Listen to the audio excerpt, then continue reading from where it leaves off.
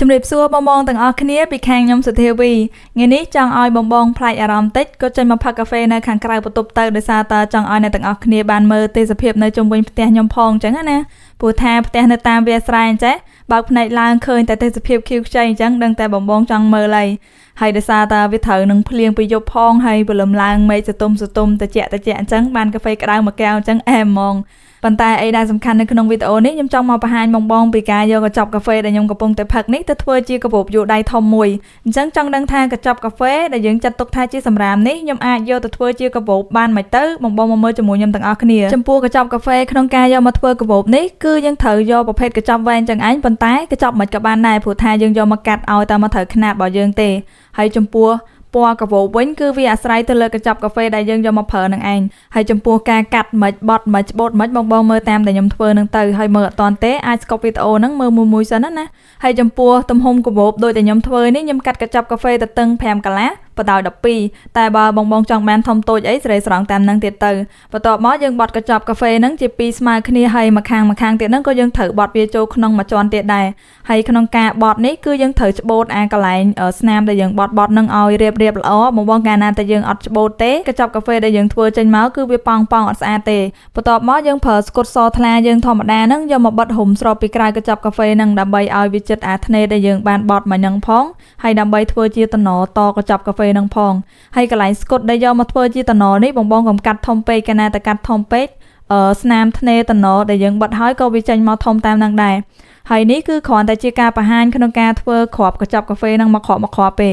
ឡូវចប់ពីការបត់កញ្ចប់កាហ្វេហ្នឹងឲ្យបានគ្រប់គ្រាប់ហើយយើងចូលមកដល់ដំណាក់កាលផ្គុំតឡើងធ្វើជាកាបូបហើយបញ្ជាក់អ្នកទាំងអស់គ្នាទេត្រង់នេះគឺសំខាន់មែនតើខាងដែលបងឃើញនេះខាងហ្នឹងខាងខុសហើយណាអញ្ចឹងមានន័យថាពេលដែលយើងចង់បានខាងណាខាងត្រូវគឺយើងដាក់ខាងហ្នឹងទៅខាងចេញក្រៅវិញហើយអាខាងបែរមកយើងនេះគឺខាងខុសហើយមកដល់ត្រង់នេះខ្ញុំចង់បកទៅក្រោយតិចនៅពេលដែលយើងធ្វើគ្រាប់កញ្ចប់កាហ្វេហ្នឹងគឺយើងលៃយ៉ាងណាធ្វើឲ្យវាគ្រាប់ហ្នឹងប៉ិនគ្នាកាលណាតែយើងធ្វើអត់ប៉ិនគ្នាទេដូចជាធ្វើតូចពេកគឺញុកអត់ចូលដល់ពេលធ្វើធំពេកវាសល់សាច់ហើយអាឡុងអត់ស្អាតទេឥឡូវត្រឡប់មកវិញអានេះគឺខ្ញុំធ្វើបាតវាហើយយើងធ្វើអញ្ចឹងឲ្យបា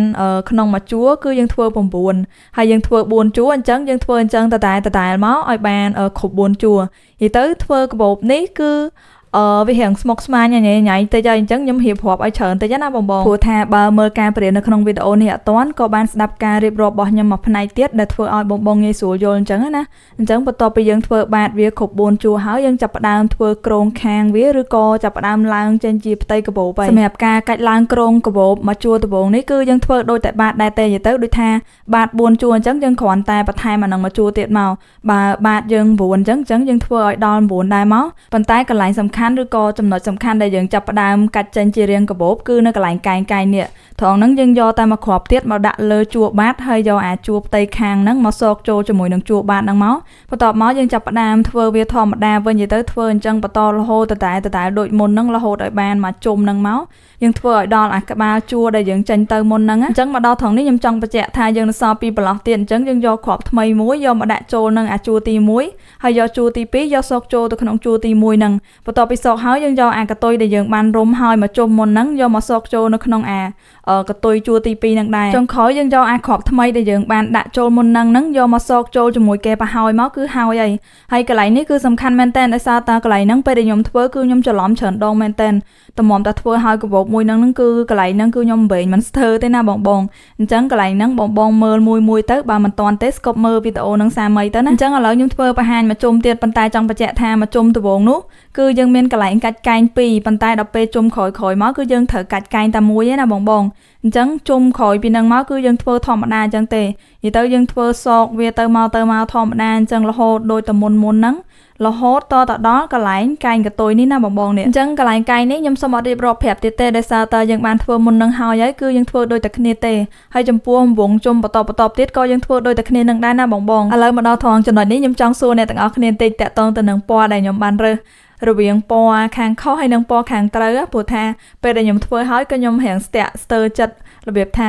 ាស្ទើរចិត្តខកចិត្តទៅនឹងពណ៌ដែលយើងបានរើសអញ្ចឹងបងគិតថាពណ៌មួយណាសមជាងបងកុំភ្លេចចូល comment ឲ្យខ្ញុំម្នាក់មួយផងអញ្ចឹងយើងធ្វើវាបដាយើងកាច់វាបដារហូតអញ្ចឹងមក ព្រោះថាអាយើងសកកាច់វាហ្នឹងវាមួយហើយប៉ុន្តែបើយើងបានជួយកាច់វាបន្ថែមចឹងទៀតវាធ្វើឲ្យចាញ់រាងកាន់តែស្អាតអញ្ចឹងណាហើយយើងធ្វើឡើងលើអញ្ចឹងរហូតតតែបាន9ជុំហើយបងនិយាយទៅຂະຫນាតនេះទំហំនេះគឺសម្រាប់កាបូបប៉ុណ្ណឹងអញ្ចឹងបើបងស្រឡាញ់កាបូបប៉ុណ្ណឹងដែរបងធ្វើទៅតាមខ្ញុំមកប៉ុន្តែបើថាស្រឡាញ់តូចចឹងហ្នឹងធំចឹងហ្នឹងទៀតអាហ្នឹងបងលេងឡកតាមហ្នឹងណាហើយចំពោះចុងកតុយដែលនៅសល់នេះយើងអាចបិទកៅទៀនអញ្ចឹងមកឬក៏យើងកឹបវាហ្មងក៏បានដែរតែគ្រាន់តែបើយើងកឹបវាឃើញដៃកឹបអត់សូវស្អាតទេ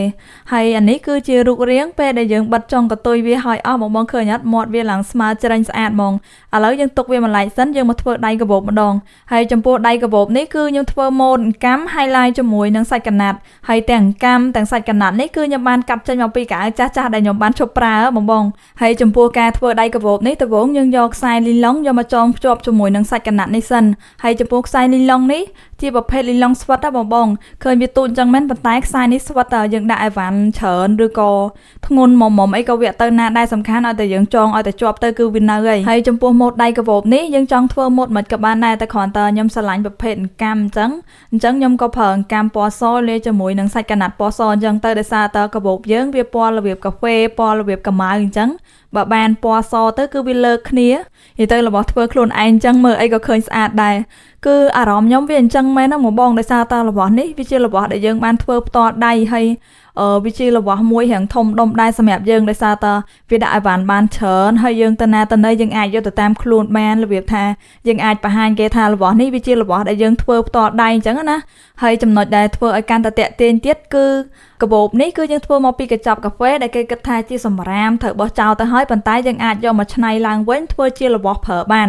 អញ្ចឹងវាធ្វើឲ្យអារម្មណ៍យើងដែលជាអ្នកធ្វើនេះកាន់តែមានអារម្មណ៍ថាពេញចិត្តនឹងអ្វីដែលខ្លួនយើងបានធ្វើហើយមួយទៀតហ្នឹងគឺកាបូបនេះមួយគឺខ្ញុំចំណាយពេលយូរមែនតើក្នុងការធ្វើកាបូបនេះហើយព្រោះថាកញ្ចប់កាហ្វេគឺយើងត្រូវការរងចាំវាដើម្បីឲ្យវាគ្រប់ចំនួនដើម្បីអាចធ្វើកាបូបហ្នឹងបានអញ្ចឹងកាបូបហ្នឹងវាកាន់តែមានតម្លៃសម្រាប់យើងដែលជាអ្នកធ្វើនេះទៀតឥឡូវអត់តែនិយាយច្រើនកាបូបយើងគឺហើយនេះគឺជារូបរាងទាំងស្រុងពេលដែលធ្វើហើយបងគិតថាបានមិនបន្ទុកដែរកុំភ្លេចចុច comment ឲ្យខ្ញុំម្នាក់មួយផងតាក់ទងនឹងម៉ូដកាបូបមួយនេះហើយបើស្រឡាញ់ពេញចិត្តកុំភ្លេចជួយ like share follow ឲ្យខ្ញុំម្នាក់មួយផងព្រោះដើម្បីឲ្យខ្ញុំបានបន្តក្នុងការធ្វើវីដេអូដែលមានប្រយោជន៍ផ្សេងទៀតតាក់ទងទៅនឹងការច្នៃប្រឌិតនេះសម្រាប់ឲ្យបងបានទស្សនាបន្តទៀតអញ្ចឹងណាព្រោះថាការធ្វើនេះវាជាចំណង់ចំណូលចិត្តរបស់ខ្ញុំមួយហើយប៉ុន្តែអីដែលធំបំផុតសម្រាប់ខ្ញុំហ្នឹងគឺការលើកទឹកចិត្តពីអ្នកទាំងអស់គ្នាហ្នឹងហើយអញ្ចឹងនៅក្នុងវីដេអូនេះខ្ញុំមានតែប៉ុណ្្នឹងទេអរគុណអ្នកទាំងអស់គ្នាដែលបានទស្សនាវីដេអូនេះពីដើមដល់ចប់ចាំជួបគ្នាវីដេអូក្រោយអរគុណបាយបាយ